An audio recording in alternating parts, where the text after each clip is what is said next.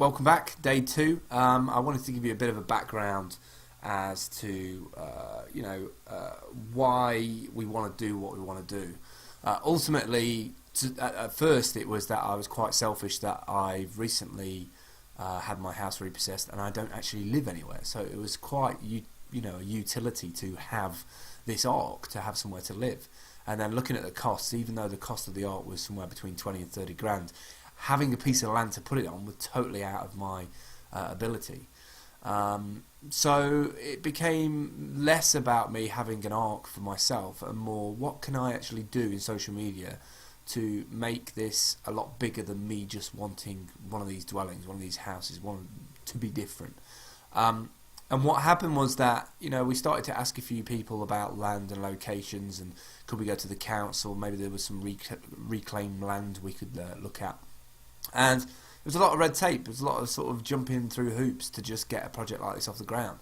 Because I think a lot of people's misconceptions about the ark is that you lose all your luxuries, or it's cold, or it's it's not a kind of life that you want a child to live in. And I want to disprove all that. I want to disprove that these living arks, these sheep's wool insulation, I mean, that's epic. That and FSC wood from forestries in Manchester in the UK, it's not travelled from somewhere else.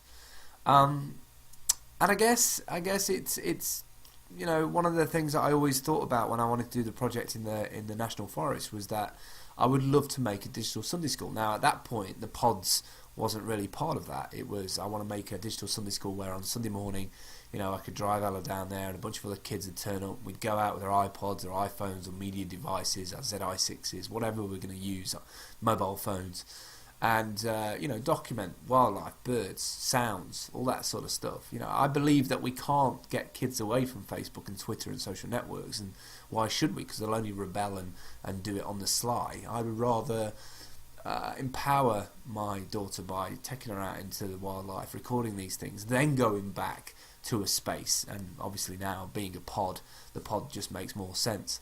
Building ultimately a digital Sunday school. I would love to have one of these to live in, yes, but I think having these on the periphery of a national forest, for instance, helped out by a ranger, teaching kids on a Sunday morning about that merge between hardware and software and computers and wildlife and nature, and sort of fusing the two together, I think could be awesome. I hope you're pretty cool about these videos. If you do need to unsubscribe, the link should be in the email at the bottom of this email, but please do stay on and do tweet this out and send it out to other people on Facebook, because we do need your donations to make this happen. I'll see you tomorrow on day 3. Oh, I didn't stop it. Fail.